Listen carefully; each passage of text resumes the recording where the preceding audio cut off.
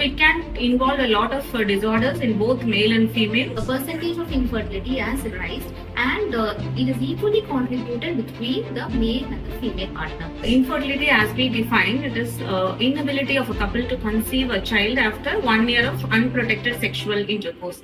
Hi, this is RJ Sanu from Fever 91.9 FM. We have Dr. Nasreen and Dr. Archana who are here with us. Warmest welcome to both of these amazing doctors. Alright, first question to you, Dr. Nasreen.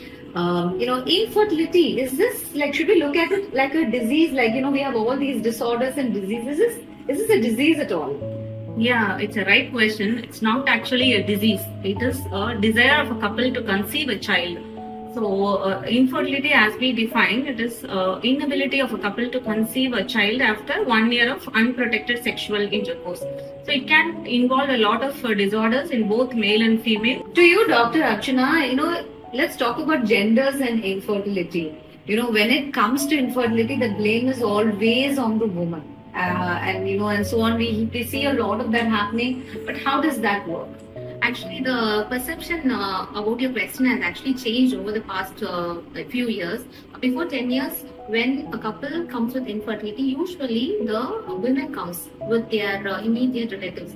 We rarely see the husband. But nowadays, we see the patients come as a couple. Both husband and wife come as a couple and get themselves treated because the awareness has increased.